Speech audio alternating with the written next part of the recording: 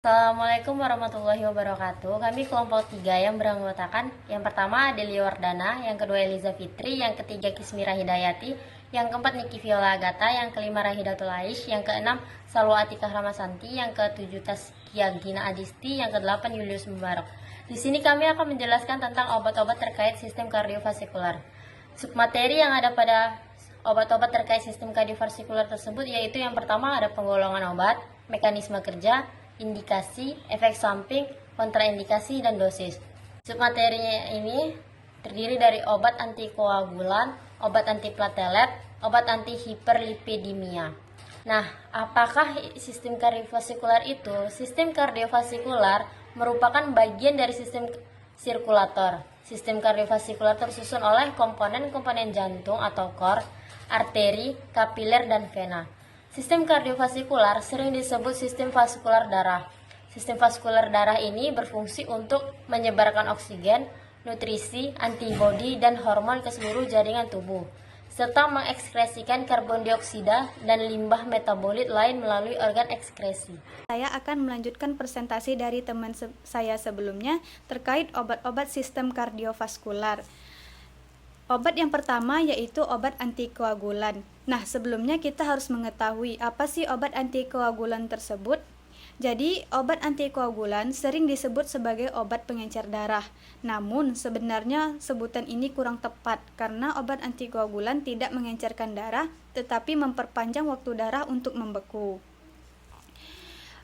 Obat antikoagulan terbagi ke dalam 4 golongan. Pembagian ini berdasarkan fungsinya dalam menghambat fungsi protein yang berperan dalam penggumpalan darah. Keempat golongan obat antikoagulan tersebut adalah yang pertama yaitu warfarin. Warfarin merupakan jenis obat antikoagulan coumarin yang bekerja dengan menghambat kerja vitamin K di dalam darah. Yang kedua, penghambat faktor Xa, yaitu jenis obat antikoagulan yang bekerja dengan menghambat kerja faktor Xa. Kemudian yang ketiga adalah penghambat trombin, yaitu golongan obat antikoagulan yang berfungsi untuk mencegah aktivasi trombin. Dan golongan yang keempat adalah heparin, merupakan jenis obat antikoagulan yang berperan dalam menghambat trombin dan faktor Xa. Kemudian kita juga harus mengetahui bagaimana sih mekanisme kerja dari obat antikoagulan. Mekanisme kerja antikoagulan adalah obat yang berfungsi mencegah penggumpalan darah. Obat ini bekerja dengan cara menghambat kerja protein yang terlibat dalam proses pembekuan darah. Proses pembekuan darah berperan penting untuk menghentikan pendarahan jika terjadi luka. Namun, darah yang membeku dan menggumpal di otak, jantung, ataupun paru-paru justru berbahaya karena dapat menyumbat atau menghentikan aliran darah ke organ tersebut. Berikutnya adalah efek samping antikoagulan. Pendarahan merupakan efek samping yang paling mungkin terjadi akibat penggunaan obat antikoagulan. Beberapa keluhan yang bisa menandakan terjadinya pendarahan adalah mimisan yang sering berulang dan lama berhenti, mudah memar, gusi berdarah, feses berwarna hitam, muntah darah atau batuk berdarah, menstruasi berlebihan pada wanita, sakit punggung parah yang muncul tiba-tiba, terdapat darah pada urin dan feses. Efek samping lain yang mungkin muncul akibat penggunaan obat antikoagulan tergantung pada jenis antikoagulan yang digunakan, antara lain seperti mual, kulit gatal, hilang nafsu makan, diare atau sembelit, rambut rontok, sakit kepala, rasa terbakar di dada, atau heartburn. Berikutnya adalah kontraindikasi antikoagulan. Secara umum, pemberian antikoagulan dikontraindikasikan untuk diberikan pada banyak kondisi. Contohnya penderita defisiensi vitamin K, malnutrisi, polisitemia vera, anemia, gangguan pembekuan darah, keganasan, hipertensi berat yang tidak terkontrol, infeksi bakteri pada katup jantung, perikarditis, ulkus lambung atau duodenum, gangguan hati berat, sumbatan saluran empedu, penyakit ginjal dengan penurunan fungsi ginjal, dan banyak lagi kontraindikasi lainnya. Berikutnya beberapa contoh obat antikoagulan dan dosisnya. Yang pertama warfarin, merek dagang warfarin, Simart, Reoxen, Notisil. Kondisi pengobatan dan pencegahan deep vein thrombosis atau DVT. Dewasa, dosis awal adalah 5-10 mg sekali sehari, dosis pemeliharaan 3-9 mg per hari. Heparin, bentuk sediaan, suntikan subkutan atau di bawah kulit, dan intravena atau lewat pembuluh darah. Merek dagang yaitu Hepagusan, Heparinol, Hiko, Inviclot, Oparin, Tromboflash, Trombogel, Trombopop, dan Romecon. Selanjutnya yaitu kondisi pencegahan komplikasi DVT akibat operasi. Dewasa 5.000 unit secara sesar diberikan 2 jam sebelum operasi. Kemudian diberikan tiap 8-12 jam selama 7 hari atau sampai pasien dapat bergerak. Yang kedua yaitu emboli arteri perifer, emboli paru, anggina, dan DVT. Dewasa yaitu 75-80 unit per kilogram BB atau 5.000-10.000 unit, diikuti 18 unit per kilogram BB atau 1.000-2.000 unit per jam melalui infus di pembuluh darah. Anak-anak yaitu 50 unit per kilogram BB diikuti 15-25 unit per kilogram BB per jam. Yang ketiga yaitu kondisi DVT.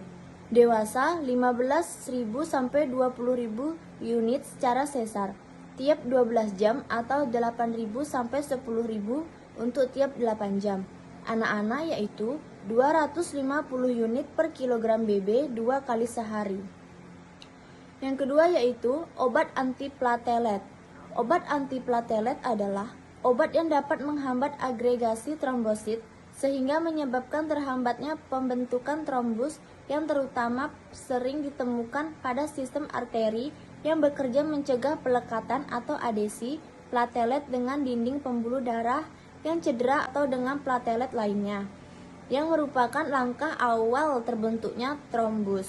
Selanjutnya yaitu penggolongan obat antiplatelet. Yang pertama aspirin. Mekanisme kerja aspirin menghambat sintesis tromboksan A2-TXA2 di dalam trombosit dan prostasiklin PGL2 di pembuluh darah dengan menghambat secara irreversibel enzim sikloksigenase. Akan tetapi siklogenase dapat dibentuk kembali oleh sel endotel. Penghambatan sikloksigenase terjadi karena aspirin mengasetilasi enzim tersebut. Aspirin dosis kecil hanya dapat menekan pembentukan TXA2, sebagai akibatnya terjadi pengurangan agregasi trombosit. Dosis sebagai antiplatelet, dosis efektif aspirin 80-320 mg per hari. Efek sampingnya yaitu misalnya rasa tidak enak di perut, mual, dan pendarahan saluran cerna biasanya dapat dihindarkan bila dosis per hari tidak lebih dari 325 mg. Penggunaan bersama antacid atau antagonis H2 dapat mengurangi efek tersebut.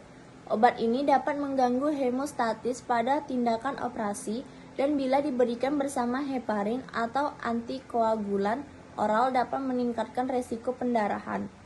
Indikasinya yaitu untuk meringankan rasa sakit, terutama sakit kepala dan pusing, sakit gigi dan nyeri otot serta menurunkan demam.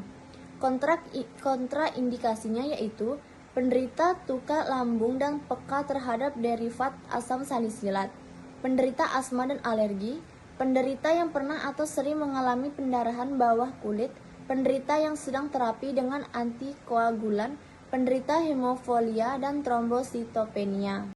Baik, selanjutnya adalah tiklopidin. Tiklopidin mempunyai mekanisme kerja yaitu agregasi trombosit yang diinduksi oleh ADP. Inhibisi maksimum agregasi trombosit akan terlihat setelah 8-11 hari terapi. Untuk indikasinya, mengurangi resiko stroke trombotik pada penderita yang pernah mengalami prekursor atau pernah mengalami stroke merupakan pilihan bila terjadi intoleransi terhadap aspirin. Selanjutnya efek samping. Yang umum ada mual, muntah, dan diare. Ada juga yang paling bahaya, yaitu neurotropenia parah pada 1% pasien. Kontraindikasinya itu perubahan gambaran darah atau kecenderungan pendarahan kehamilan dan masa menyusui. Ada juga pada anak-anak. Selanjutnya adalah clopidogrel. Mekanismenya yaitu sebagai antagonis ADP menghambat pengikatan secara selektif dan juga aktivasi kompleks reseptor GP3B atau 3A yang diperantaian oleh ADP sehingga terjadi pencegahan lempeng-lempeng darah. Untuk efek sampingnya yaitu pendarahan git, pendarahan hidung, hematom, perubahan gambaran darah, Dan untuk dosis, umumnya 75 mg per hari dengan atau tanpa dosis muat 300 mg. Yang keempat ada kontraindikasi, yaitu perubahan gambaran darah, gangguan hati berat, kecenderungan perdarahan, serta kehamilan. Yang kelima ada indikasi penggunaan terapi profilaksis sekunder terhadap infrak otak dan jantung pada pasien yang tidak tahan asam atau mendapat serangan sewaktu menggunakan asam. Selanjutnya ada penghambat glikoprotein 2A 3B. Yang pertama ada absiximab, merupakan antibodi monoklonal kimerik mencit atau manusia. Mekanisme kerjanya, absiximab itu bekerja dengan memblokade reseptor glikoprotein 2B3A sehingga menghambat agregasi trombosit. Absiximab digunakan bersama aspirin dan heparin untuk pasien yang sedang menjalani angioplasti dan aterektomi. Indikasinya pengguna terapi angina pectoris non-stabil, intervensi koroner perkutan.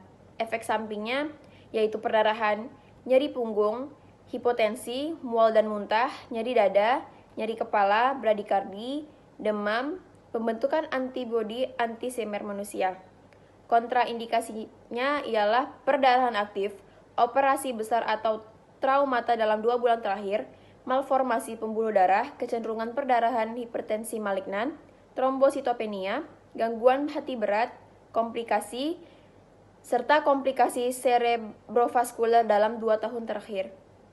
Yang kedua ada tirofiban, yaitu senyawa non-peptida bermolekul kecil yang berperan sebagai inhibitor terhadap alfa-2b beta-3 yang merupakan epitifibatid. Mekanisme kerjanya ialah penghambatan spesifik terhadap pengikatan fibrinogen pada reseptor GP2B3A dari trombosit. Indikasinya ialah mencegah penggumpalan darah atau serangan jantung. Efek sampingnya perdarahan, nyeri punggung, hipotensi, mual dan muntah, nyeri dada, nyeri kepala, bradikardi, demam, serta pembentukan antibodi anti-semer manusia. Kontraindikasinya ialah perdarahan aktif, operasi besar atau traumata dalam 2 bulan terakhir, malformasi pembuluh darah, kecenderungan perdarahan, hipertensi malignan, trombositopenia, gangguan hati berat, serta komplikasi cerebrovaskular dalam 2 tahun terakhir. Yang ketiga selanjutnya ada obat untuk anti-hiperlipidemia. Pengertiannya, hiperlipidemia adalah istilah medis untuk kondisi kolesterol tinggi. Hiperlipidemia ditandai dengan tingginya kadar kolesterol atau trigliserida. Keduanya merupakan lemak utama dalam darah. Kolesterol diproduksi secara alami di organ hati dan dapat diperoleh dari makanan berlemak seperti telur, daging merah, dan keju. Sedangkan trigliserida berasal dari kalori ekstra yang disimpan oleh tubuh. Kolesterol dibagi menjadi 2 jenis, yaitu kolesterol baik high density lipoprotein atau HDL, dan kolesterol jahat low density lipoprotein atau LDL. Yang selanjutnya yaitu faktor risiko hiperlipidemia. Faktor risikonya ini ada 4. Yang pertama, gaya hidup yang tidak sehat, seperti obesitas, terlalu banyak mengkonsumsi makanan berlemak, kebiasaan merokok, terlalu sering mengkonsumsi minuman beralkohol, dan malas berolahraga dapat meningkatkan kadar kolesterol jahat dan menurunkan kadar kolesterol baik. Yang kedua yaitu obat-obatan tertentu seperti pil KB, obat diuretik, dan beberapa jenis obat antidepresi yang juga diketahui dapat memengaruhi kadar kolesterol. Yang ketiga yaitu kondisi kesehatan tertentu. Tingkat kolesterol abnormal bisa ditemukan pada ibu hamil dan orang yang menderita penyakit tertentu seperti diabetes, penyakit ginjal, kelainan tiroid, dan sindrom ovarium polikistik. Dan faktor risiko yang terakhir yaitu keturunan. Umumnya, orang dengan kondisi hiperlipidemia ini, turunan ini memiliki kadar kolesterol dan trigliserida yang tinggi sejak usia remaja. Kondisi ini meningkatkan risiko penyakit jantung koroner dini dan serangan jantung. Gejalanya biasanya dirasakan dalam beberapa tahun, seperti nyeri dada, serangan jantung ringan, dan lain sebagainya. Selanjutnya itu gejala dan diagnosis hiperlipidemia. Hiperlipidemia ini hampir tidak menunjukkan tanda dan gejala, namun pada hiperlipidemia turunan bisa muncul gejala seperti pertumbuhan lemak kekuningan di sekitar mata dan persendian. Untuk memastikan kondisi hiperlipidemia, maka harus dilakukan tes darah yang disebut dengan pemeriksaan profil lemak atau panel lipid. Kadar kolesterol setiap orang bisa bervariasi tergantung riwayat dan kondisi kesehatan. Kadar kolesterol normal yaitu pada kadar kolesterol total berada di bawah 200 mg per desiliter dan dapat dikatakan tinggi apabila melebihi dari 240 mg per desiliter. Yang selanjutnya, kadar LDL atau kolesterol jahat dianggap normal apabila berkisar antara 100 sampai 129 mg per desiliter dan termasuk kategori sangat tinggi apabila melebihi 160 mg per desiliter. Dan terakhir yaitu kadar trigliserida berada di bawah 150 mg per desiliter dan termasuk kategori tinggi jika melebihi dari 200 mg per desiliter. Pertama yaitu inhibitor HMG-CoA, reduktase statin. Statin mempunyai sedikit efek samping dan merupakan obat pilihan pertama. Reduktase memblok sintesis kolesterol dalam hati. Yang mengambil sebagian besar obat, statin menurunkan kolesterol plasma terutama dengan meningkatkan jumlah reseptor LDL. Kegagalan obat untuk bekerja pada pasien dengan hiperkolesteremia familial homozigot yang tidak mempunyai reseptor LDL. Contohnya lopastin, belfast, colpastin, lipopast, lofavol, lotifas, lotinminipid, pastacol, dan menispacor. Parspatin memiliki contoh parspatin dan liperpil. Simpastin, depopil, novlet, eracol, simcor, sinopa, palemia, pasterden, dan zacor. 2. Resin. Resin merupakan kadar kolesterol dengan cara mengikat asam empedu dalam saluran cerna, mengganggu sirkulasi enteropatik sehingga ekskresi steroid bersifat asam dan tinja meningkat. Penurunan kadar empedu ini oleh pemberian resin akan menyebabkan reduksi asam empedu yang berasal dari kolesterol. Contohnya yaitu kolestamin, kuatalan, kolesterol, kolesterol granulat, sitosterol, sitolande, asam nikonitat.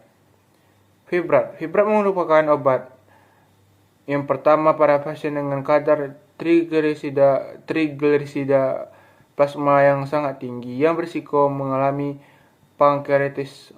4. Mekanisme obat golongan fibrat. Yang pertama adalah meningkatkan lipopis. Yang kedua, meningkatkan asupan asam lemak hati dan menurunkan produksi trigliserida hati. Yang ketiga, meningkatkan asupan LDL dan reseptor LDL. Yang keempat, menstimulasi transport kolesterol baik sehingga meningkatkan HDL. Contohnya, gemprophozil, duprophozil, fenitofabrib, grospep, hipofil, gefilon. Kloriforbat contohnya itu kloriforbat strada 500. Bezabiforbat contohnya sedul. Yang ketiga, inhibitor pada absorpsi kolesterol usus. EZT menurunkan penyaringan pisosterol dan menurunkan kolesterol LDL sekitar 18% dengan sedikit perubahan pada kolesterol HDL. Hal ini mungkin sinergis dengan statin sehingga menjadi terapi kombinasi yang baik. Asam lemak omega 3. Minyak ikan yaitu asam L-coplaceto EPA dan asam decosahesaeonik DHA. Minyak ikan menurunkan sintesis PLDL. Dengan demikian, dapat juga menurunkan kadar kolesterol. Obat-obat antihiperlipidemia, hipolidemik, atau spesialit. Obat-obat yang digunakan untuk menurunkan kadar lemak dalam darah adalah asam nikotinat, clofibrat, kolestrafamin, coletrospipol, Prabucol, Gemifrozil, dan Lopastatin. Hal-hal yang perlu diperhatikan dalam pengobatan hiperlipidemia diantaranya adalah yang perlu diperhatikan dalam pengobatan hiperlipidemia diantaranya adalah yang pertama yaitu obat yang menurunkan kadar kolesterol, yaitu resin pengikat asam empedu. Yang kedua, obat yang menurunkan kadar trigliserida, yaitu clofibrat dan bezafibrate. Yang ketiga yaitu pengobatan hiperlipidemia campuran, termasuk dalam hal ini fenotip LBB dan LLL. Yang terbaik adalah asam fibrat, yaitu clofibrat, benzafibrat, dan gemifrozil. Tetapi bila tidak berhasil, dapat dikombinasikan dengan resin, kolesetipol, dan kolestramid. Sekian dari saya.